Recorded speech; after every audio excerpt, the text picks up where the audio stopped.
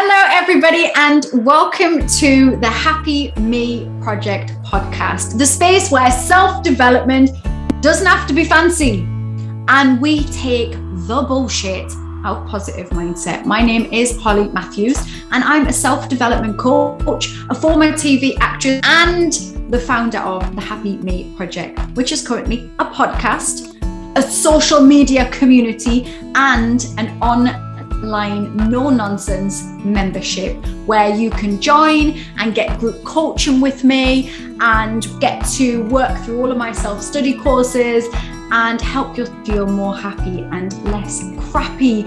Welcome, everybody. I know some of you will be watching this podcast on YouTube. Some of you will be listening in wherever the spaces are that you are listening. And I have to say, which feels ludicrous to say this at this time, but Happy New Year to you all. Happy New Year. I know we're not allowed to say it right now, supposedly, because yesterday I was on BBC News, not BBC News. I wasn't on BBC News. I was on BBC Radio.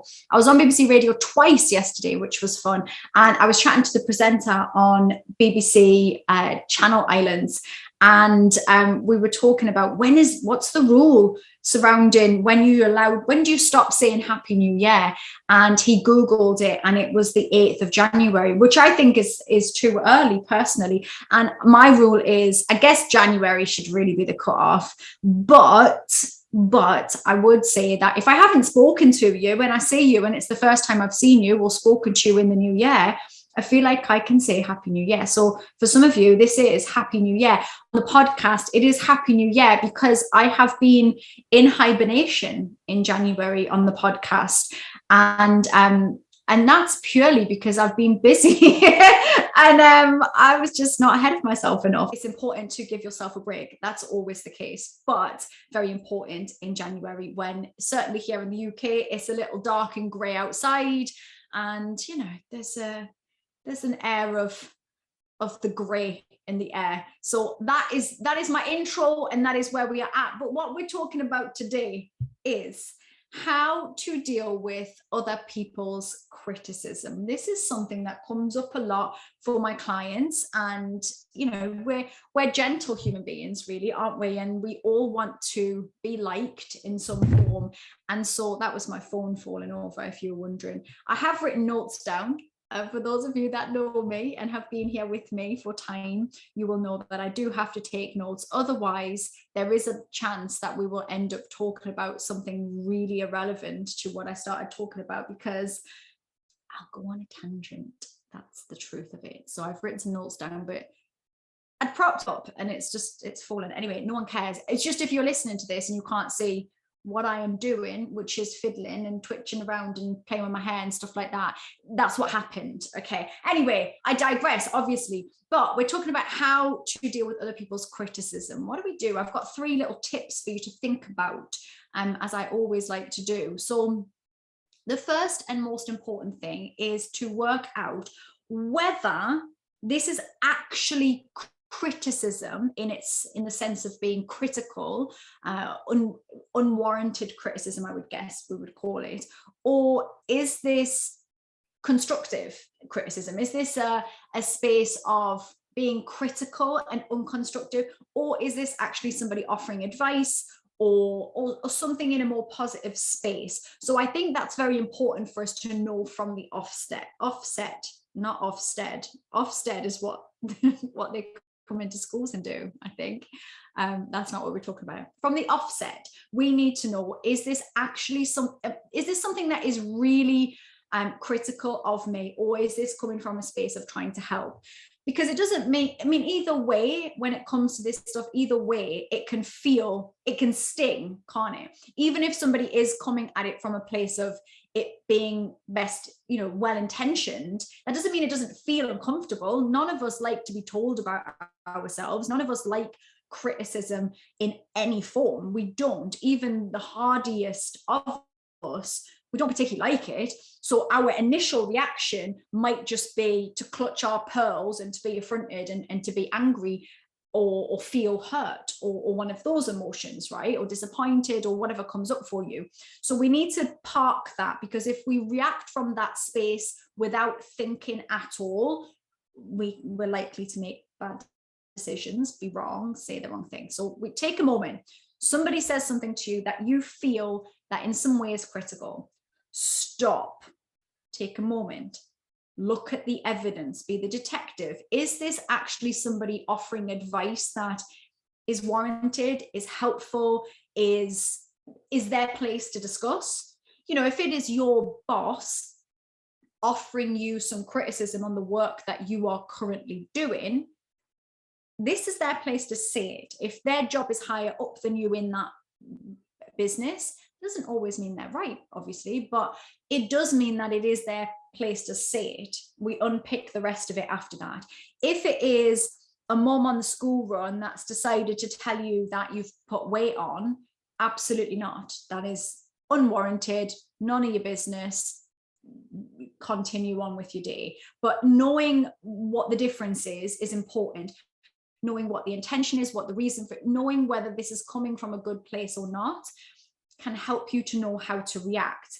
If your boss gives you criticism and it is warranted and it is constructive and it is there to help, I guess, then even if it stings, you got to suck it up a little bit and you've got to go, okay, even though I feel embarrassed or disappointed or frustrated or all of these things, I need to open my ears, I need to listen, I need to take on board where I need to tweak a few things and then move forward. That doesn't mean you can't go into the toilets and have a little cry if it feels good to do so.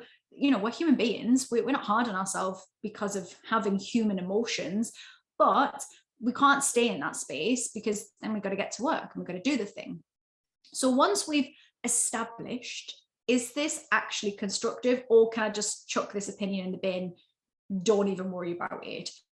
Mom on the school run offering advice on what you're wearing or your weight or how you parent or any of those things, it ain't none of your business. So keep going, right? We're not going to concern ourselves.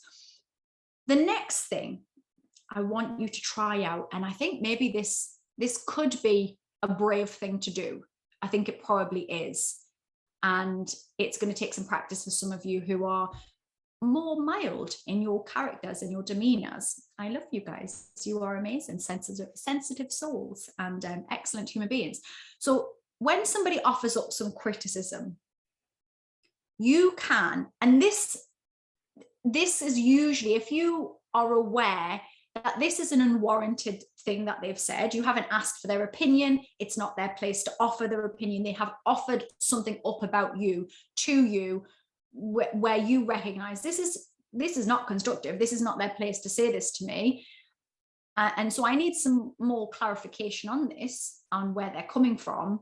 You can ask the question, what was your intention in saying that? What was your intention in saying that?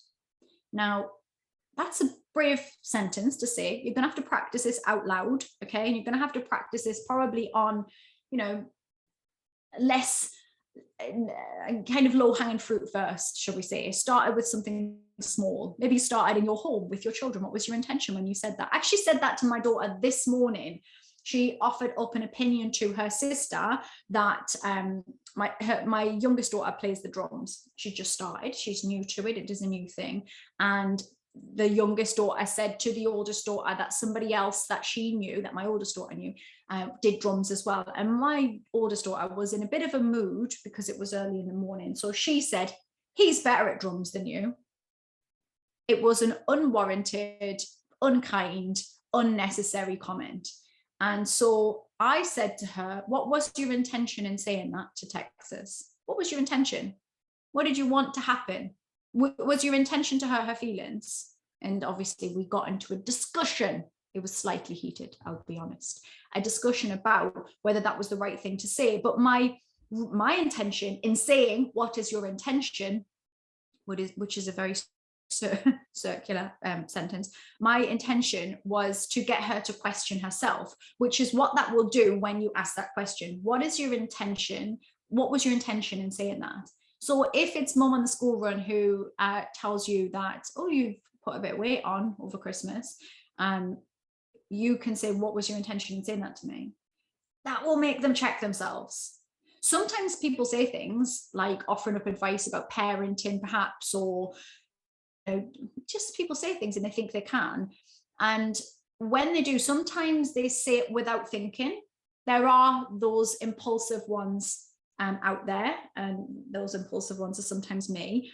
And sometimes we say things without, certainly not, I don't think I struggle with this massively, but some people say things without considering how that might land with the other person. So when you ask the question, what was your intention in saying that, it makes them question themselves, and they might feel embarrassed. They might go, oh my gosh, I didn't mean that to come across in this way. I didn't mean that to me. And you know what, maybe they did, maybe they didn't, but it will certainly make them question. And what it also does is give you back the power a little bit. It stops you squirming. It gives you something to hang your hat on. It's a sentence you will use more than once you start using it. And it allows you also to recognize that you get to decide how it lands with you. So for Texas, she came in and she was a bit upset initially. And I said, listen, let's look at the facts here. You've just started playing drums. The person that Brooke was talking about has been doing drums for a while. It stands to reason he's going to be better at drums than you because he's had more time to practice. That doesn't mean, long term it is.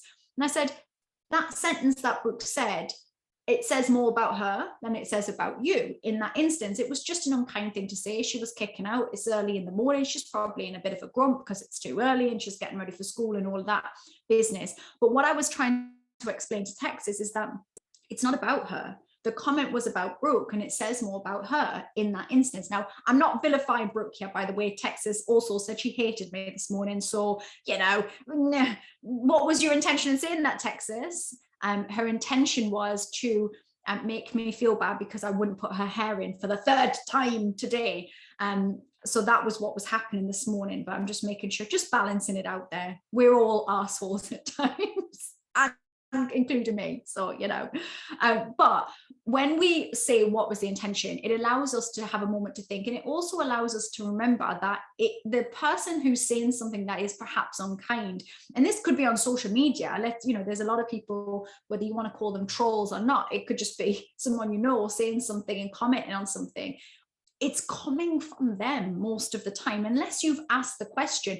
Had Texas asked the question to Brooke, do you think this person is better at playing the drums than me?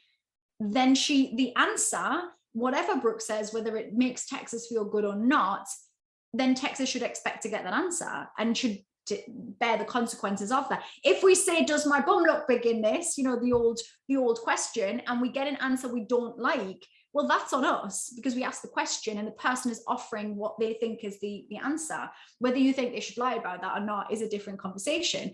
But when somebody offers up something that we haven't asked for, then, the decision to do that is on them. And, how we allow it to land is on us. We can decide to go, that isn't about me, or I don't accept that, or you must have something going on that you think that's an okay, acceptable thing to say.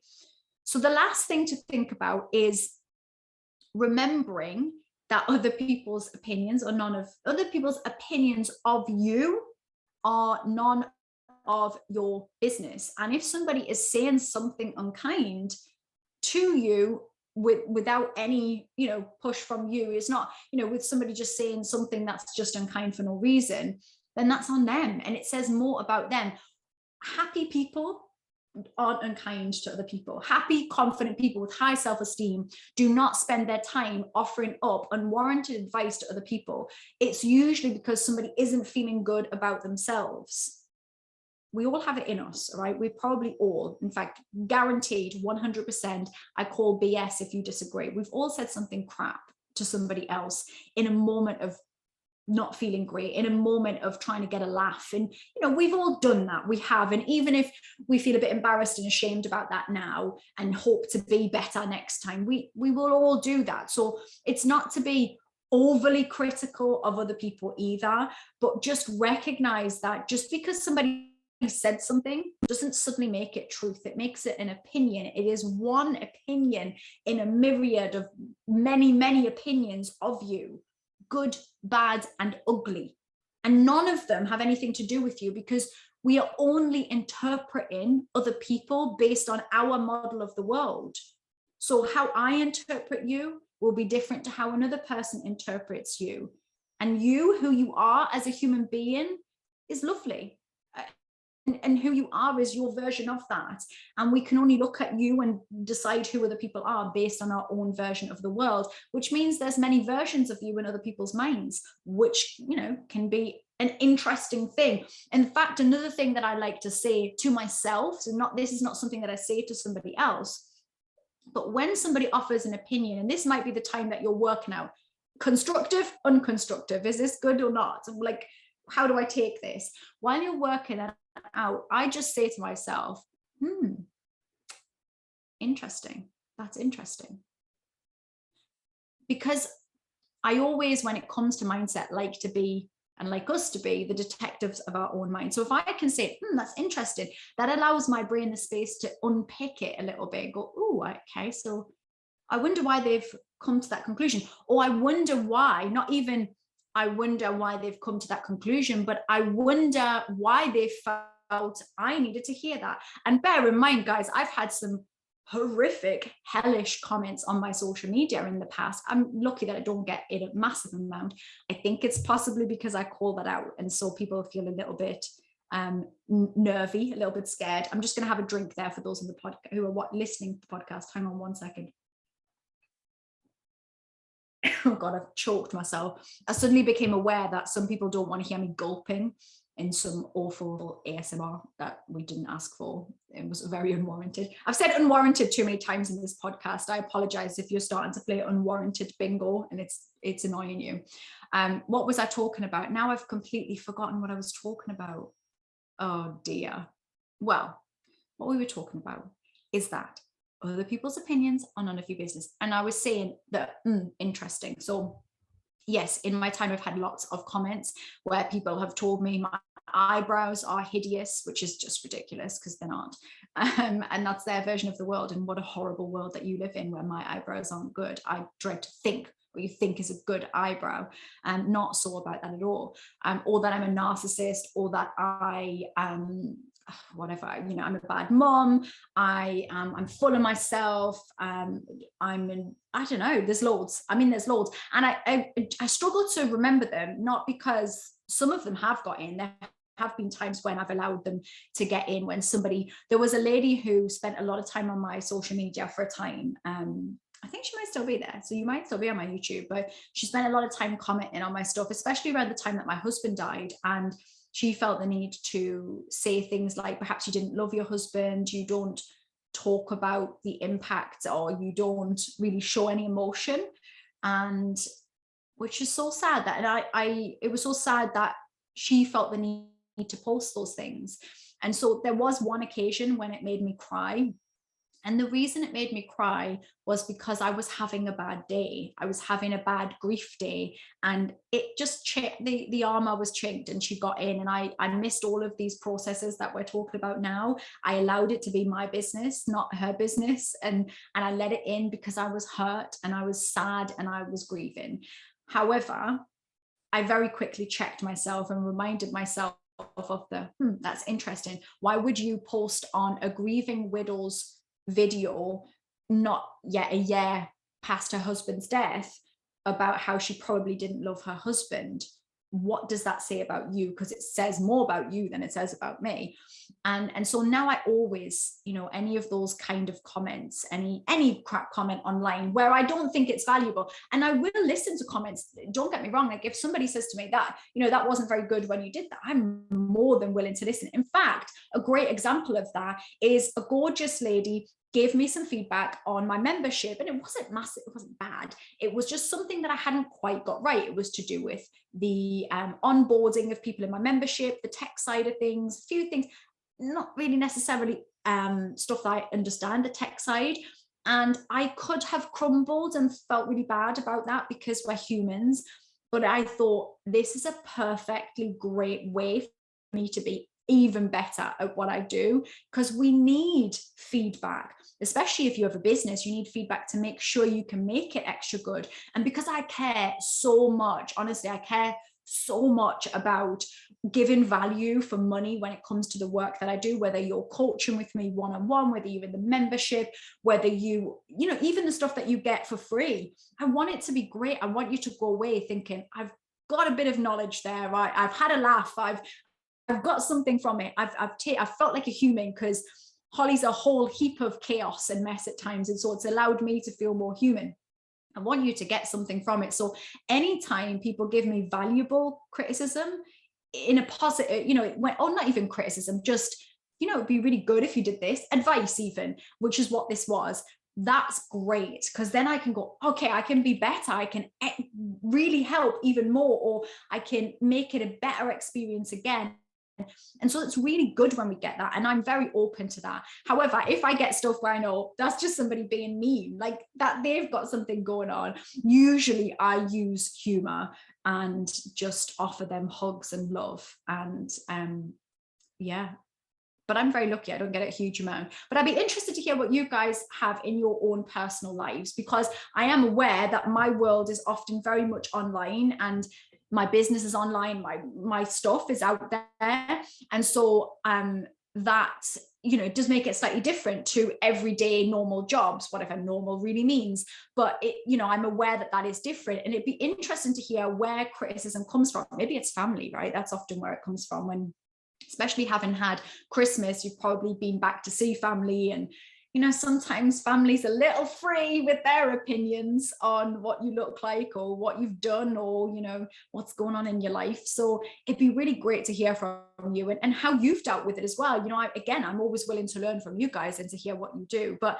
the three steps even to reiterate and just go back on for you are: firstly, work out whether it is criticism in the traditional sense and they're just being mean, or whether it's constructive and helpful and you can use it to be a better version of yourself.